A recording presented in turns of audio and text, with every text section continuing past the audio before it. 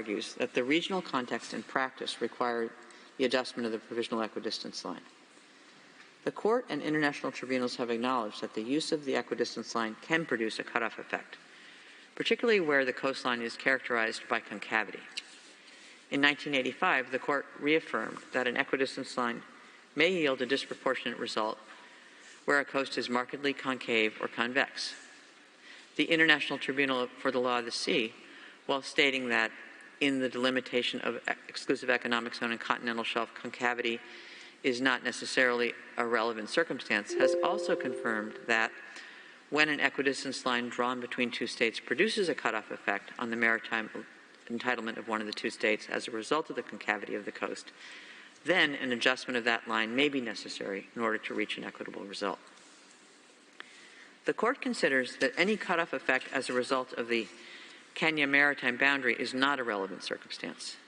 The agreements between Kenya and Tanzania are res inter aelios actos. They cannot per se affect the maritime boundary between Kenya and Somalia.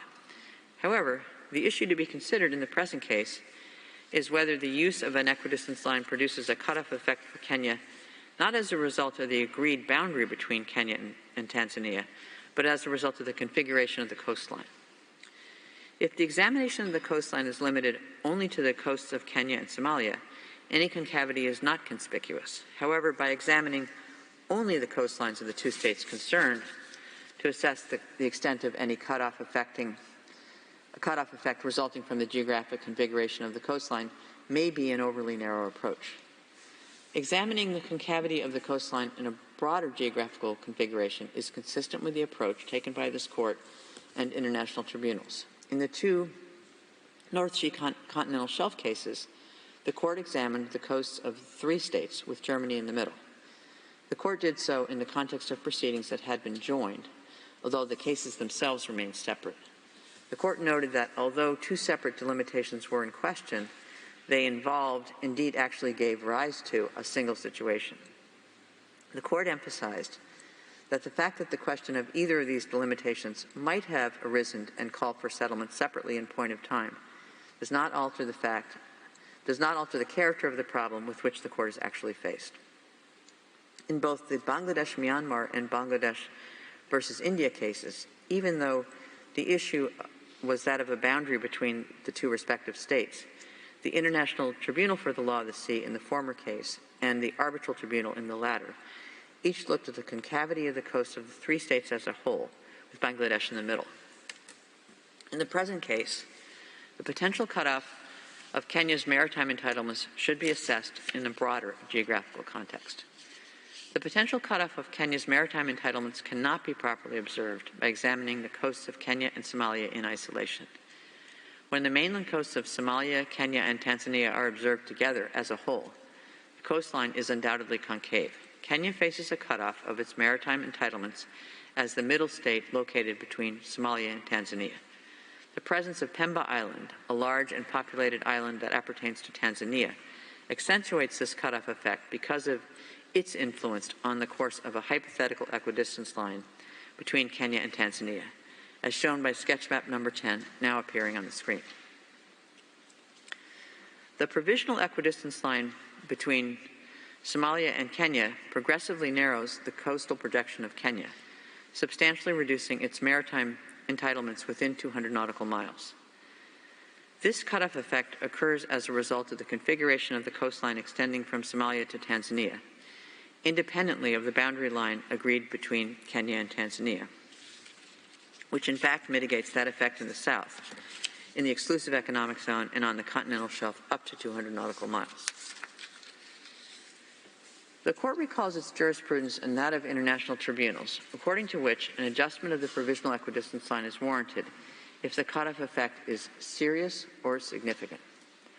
In the view of the Court, even though the cutoff effect in the present case is less pronounced than in some other cases, it is nonetheless still serious enough to warrant some adjustment to address the substantial narrowing of Kenya's potential entitlements. The Court has affirmed that the achievement of an equitable solution requires that, so far as possible, the line of delimitation should allow the coasts of the parties to produce their effects in terms of maritime entitlements in a reasonable and mutually balanced way. This is an important standard to be used in making an adjustment to the provisional equidistance line. The Court, however, bears in mind the following principles. There is no question of refashioning geography or compensating for the inequalities of nature. Equity does not necessarily apply equality, and there can be no question of distributive justice. In other words, an adjustment should not produce an unreasonable result for Somalia. In order to attenuate the cutoff effect described earlier, the Court considers it reasonable to adjust the provisional equidistance line. In view of the above considerations, the Court believes that it is necessary to shift the line to the north so that from point A it follows a geodetic line with an initial azimuth of 114 degrees. This line would attenuate in a reasonable and mutually balanced way the cutoff effect produced by the unadjusted equidistance line due to the geographic configuration of the coasts of Somalia, Kenya, and Tanzania. The resulting line would end at its intersection with the 200 nautical mile limit from the coast of Kenya at a point B, with the coordinates indicated in paragraph 174 of the judgment. The adjusted line is depicted in sketch map number 11, now appearing on screen. In the final stage, the Court checks whether the envisaged delimitation line leads to a significant disproportionality between the ratio of the lengths of the parties' respective relevant coasts and the ratio of the size of the relevant area apportioned by the line. As mentioned earlier, the relevant coast of Somalia is 733 kilometers, and that of Kenya is 511 kilometers long. The ratio of the relevant coast is 1 to 1.43 in favor of Somalia. The maritime boundary determined by the Court divides the relevant area within 200 nautical miles of the coast in such a way that approximately 120,455 square kilometers would appertain to Kenya, and the remaining part, measuring approximately 92,389 square kilometers, would appertain to Somalia. The ratio between the maritime zones that would appertain respectively to Kenya and Somalia is 1 to 1.3 in favor of Kenya. A comparison of these two ratios does not reveal any significant or marked disproportionality. The Court is thus satisfied that the adjusted line that it has established as the maritime boundary for the exclusive economic zone and the continental shelves of Somalia and Kenya within 200 nautical miles in the Indian Ocean described earlier achieves an equitable solution as required by Article 74, Paragraph 1 and Article 83, Paragraph 1 of the Convention. The Court finally turns to the question of the delimitation of the continental shelf beyond 200 nautical miles. It is recalled that both parties have asked the Court to determine the complete course of the maritime boundary between them, including the continental shelf beyond 200 nautical miles. The Court recalls that any claim of continental shelf rights beyond 200 nautical miles by a state party to UNCLOS must be in accordance with Article 76 of UNCLOS and reviewed by the Commission on the limits of the continental shelf established thereunder. The Court observes that both states have made submissions on the limits of the continental shelf beyond 200 nautical miles to the Commission in accordance with Article 76, Paragraph 8 of the Convention. The Court notes that both Somalia and Kenya have fulfilled their obligations under Article 76 of the Convention. At the same time, the Commission has yet to consider these submissions and make any recommendations to Somalia and Kenya on matters related to the establishment of the outer limits of their continental shelves. It is only after such recommendations are made that Somalia and Kenya can establish final and binding outer limits of their continental shelves in accordance with Article 76, Paragraph 8 of UNCLOS. The Court emphasizes that the lack of delineation of the outer limit of the continental shelf is not, in and of itself, an impediment to the delimitation between two states with adjacent coasts, as is the case here. The Court observes that the entitlement of the parties to the continental shelf beyond 200 nautical miles are to be determined by reference to the outer limit of the continental margin, to be ascertained in accordance with Article 76, Paragraphs 4 and 5 of UNCLOS. The entitlement of a state to the continental shelf beyond 200 nautical miles depends on geological and geomorphological criteria subject to the constraints set out in Article 76, Paragraph 5. An essential step in any delimitation is to determine whether there are entitlements and whether they overlap. The situation in the present case is not the same as that addressed by the International Tribunal for the Law of the Sea in the Bangladesh-Myanmar case. In that case, the unique situation of the Bay of Bengal and the negotiation record at the Third United Nations Conference on the Law of the Sea, which threw particular light on the parties' contentions on the subject, were sufficient to enable the tribunal to proceed with the delimitation of the area beyond 200 nautical miles. The Court notes that in their submissions to the Commission, both Somalia and Kenya claim on the basis of scientific evidence a continental shelf beyond 200 nautical miles, and that their claims overlap. In most of the area of overlapping claims beyond 200 nautical miles, both parties claim that their continental shelf extends to the maximum distance of 350 nautical miles. The Court further notes that neither party questions the existence of the other party's entitlement to a continental shelf beyond 200 nautical miles or the extent of that claim. Their dispute concerns the boundary delimiting the shelf between them. Both parties in their submissions, Somalia in those presented at the close of the hearings and Kenya in its rejoinder, request the Court to delimit the maritime boundary between them in the Indian Ocean up to the outer limit of the continental shelf. For the reasons just set out, the Court proceeds to do so. As regards the relevant circumstances invoked by Kenya for adjustment of the provisional equidistance line, the Court has already considered them earlier and adjusted the line accordingly in the exclusive economic zone and on the continental shelf up to 200 nautical miles. The Court recalls that both Somalia and Kenya have claimed a continental shelf extending up to 350 nautical miles in the greater part of the area of overlapping claims.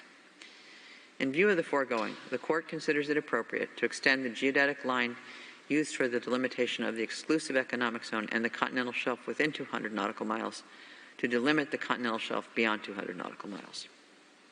The Court therefore concludes that the maritime boundary beyond 200 nautical miles continues along the same geodetic line as the adjusted line within 200 nautical miles until it reaches the outer limit of the parties' continental shelves, which are to be delineated by Somalia and Kenya respectively on the basis of the recommendations to be made by the Commission, or until it reaches the area where the rights of third states may be affected.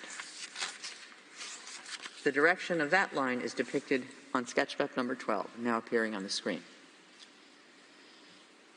Depending on the extent of Kenya's entitlement to a continental shelf beyond 200 nautical miles, as it may be established in the future on the basis of the Commission's recommendation, the delimitation line might give rise to an area of limited size located beyond 200 nautical miles from the coast of Kenya and within 200 nautical miles from the coast of Somalia, but on the Kenyan side of the delimitation line. This possible gray area is depicted on sketch map number 12. Since the existence of this gray area is only a possibility, the Court does not consider it necessary in the circumstances of the present case to pronounce itself on the legal regime that would be applicable in that area. The complete course of the maritime boundary is shown on sketch map number 13, now appearing on the screen. In its final submissions, Somalia also requests the Court to adjudge and declare that Kenya, by its conduct in the disputed area, has violated its international obligations and is responsible under international law to make full reparation to Somalia. Somalia, however, stated during the oral proceedings that it does not insist on compensation for past violations. It asks the Court to order Kenya to cease its wrongful acts and to make available to Somalia the technical data acquired in areas that are determined by the Court to be subject to the sovereignty or sovereign rights and jurisdiction of Somalia. The Court first examines the applicant's argument that by its unilateral actions in the disputed area, Kenya has violated Somalia's sovereignty over its territorial sea and its sovereign rights and jurisdiction in the exclusive economic zone and on the continental shelf. The Court recalls that Somalia's submission is made in the context of proceedings regarding a maritime boundary which has not been settled prior to the decision of the Court. The consequence of the Court's judgment is that the maritime boundary has now been delimited between the parties. The Court considers that when maritime claims of states overlap, maritime activities undertaken by a state in an area which is subsequently attributed to another state by a judgment cannot be considered to be in violation of the sovereign rights of the latter if those activities were taken before the judgment was delivered and if the area concerned was the subject of claims made in good faith by both states. Somalia complains of surveying and drilling activity conducted or authorized by Kenya in an area located entirely or partially north of the equidistance line claimed by Somalia as the maritime boundary. There is no evidence that Kenya's claims over the area were not made in good faith. Under the circumstances, the court concludes that it has not been established that Kenya's maritime activities, including those that may have been conducted in parts of the disputed area that have now been attributed to Somalia, were in violation of Somalia's sovereignty or its sovereign rights and jurisdiction. The court then turns to the applicant's argument that Kenya's activities were in violation of Article 74, Paragraph 3 and Article 83, Paragraph 3 of UNCLOS. Under those provisions, states with opposite or adjacent coasts that have not reached an agreement on the delimitation of the exclusive economic zone or continental shelf are under an obligation to make every effort during this transitional period not to jeopardize or hamper the reaching of a final agreement. The court considers that the transitional period mentioned in those provisions refers to the period after the maritime delimitation dispute has been established until a final delimitation by agreement or adjudication has been achieved. As previously noted, the court is of the view that a maritime delimitation dispute between the parties has been established since 2009. Accordingly, the court only examines whether the activities conducted by Kenya after 2009 jeopardized or hampered the reaching of a final agreement on the delimitation of the maritime boundary. The court observes that Somalia complains of certain activities, including the award of oil concession blocks to private operators and the performance of seismic and other surveys in those blocks, which are of a transitory character. These activities are not of the kind that could lead to permanent physical change in the marine environment, and it has not been established that they had the effect of jeopardizing or hampering the reaching of a final agreement on the delimitation of the maritime boundary. Somalia also complains of certain drilling activities, which are of the kind that could lead to permanent physical change in the marine environment. Such activities may alter the status quo between parties to a maritime dispute and could jeopardize or hamper the reaching of a final agreement. However, the court concludes that on the basis of the evidence before it, it is not in a position to determine with sufficient certainty that drilling operations that could have led to a permanent physical change in the disputed area took place after 2009. The court further notes that in 2014, the parties engaged in negotiations on maritime delimitation, and that in 2016, Kenya suspended its activities in the disputed area and offered to enter into provisional arrangements with Somalia. In light of these circumstances, the court cannot conclude that the activities carried out by Kenya in the disputed area jeopardized or hampered the reaching of a final agreement on the delimitation of the maritime boundary in violation of Article 74, Paragraph 3, or Article 83, Paragraph 3 of UNCLOS. For these reasons, the court finds that Kenya has not violated its international obligations through its maritime activities in the disputed area. Since Kenya's international responsibility is not engaged, the court need not examine Somalia's request for reparation. Somalia's submission must therefore be rejected. The maritime boundary between the parties having been determined, the court expects that each party will fully respect the sovereignty, sovereign rights, and jurisdiction of the other in accordance with international law. I shall now read out the operative part of the judgment. For these reasons, the court, 1, unanimously finds that there is no agreed maritime boundary between the Federal Republic of Somalia and the Republic of Kenya that follows the parallel of latitude described in paragraph 35 above. 2, unanimously decides that the starting point of the single maritime boundary delimiting the respective maritime areas between the Federal Republic of Somalia and the Republic of Kenya is the intersection of the straight line extending from the final permanent boundary beacon, PB29, at right angles to the general direction of the coast with the low water line, at the point with coordinates 1 degree, 39 minutes, 44 seconds south, and 41 degrees, 33 minutes, 34.4 seconds east, WGS 84. 3, unanimously decides that from the starting point, the maritime boundary in the territorial sea follows the median line described at paragraph 117 above until it reaches the 12 nautical mile limit at the point with coordinates 1 degree, 47 minutes, 39.1 seconds south, and 41 degree, 43 minutes, 46.8 seconds east, WGS 84. Point A. 4. By 10 votes to 4, decides that from the end of the boundary in the territorial sea, point A, the single maritime boundary delimiting the exclusive economic zone and the continental shelf up to 200 nautical miles between the Federal Republic of Somalia and the Republic of Kenya follows the geodetic line starting with azimuth 114 degrees until it reaches the 200 nautical mile limit, measured from the baselines from which the breadth of the territorial sea of the Republic of Kenya is measured, at the point with coordinates 3 degrees, 4 minutes, 21.3 seconds south, and 44 degrees, 35 minutes, 30.7 seconds east, WSG 84. Point B. In favor, President Donahue, Vice President Gevorgian, Judges Tomka, Benuna, Shwe, Sebutinde, Robinson, Iwasawa, Nolte, Judge ad hoc Guillaume. Against, Judges Abraham, Yusuf, Bandari, Salam. 5. By 9 votes to 5, decides that from point B, the maritime boundary delimiting the continental shelf continues along the same geodetic line until it reaches the outer limits of the continental shelf or the area where the rights of third states may be affected.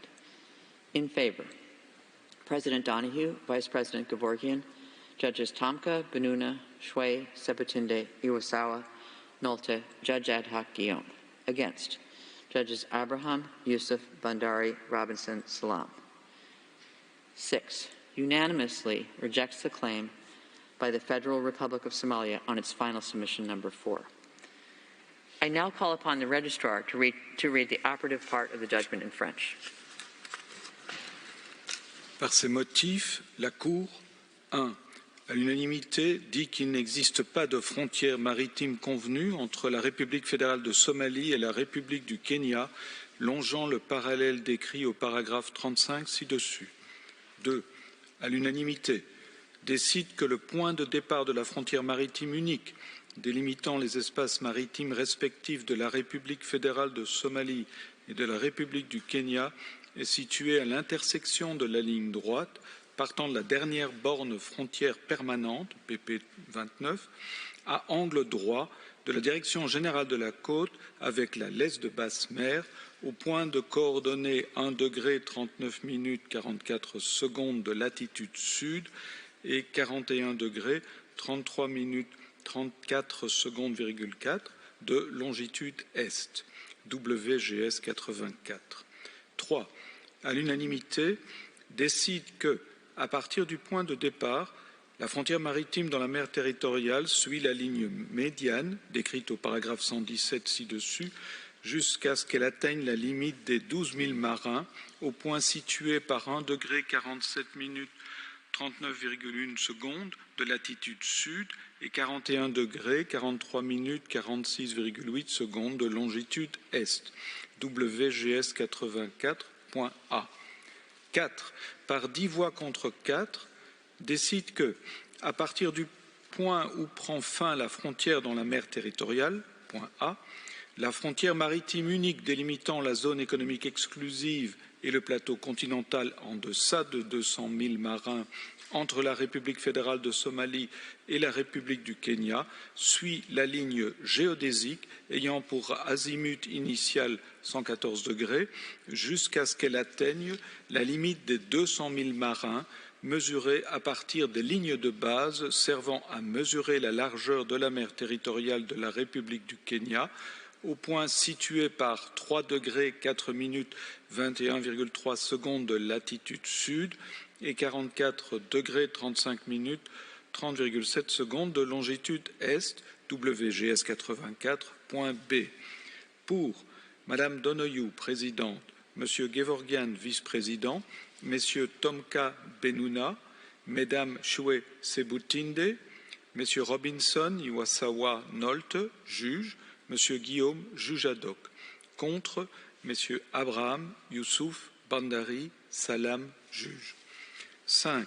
Par 9 voix contre 5, décide que, à partir du point B, la frontière maritime délimitant le plateau continental se poursuit le long de la même ligne géodésique jusqu'à ce qu'elle atteigne la limite extérieure du plateau continental ou la zone où les droits d'État tiers sont susceptibles d'être affectés.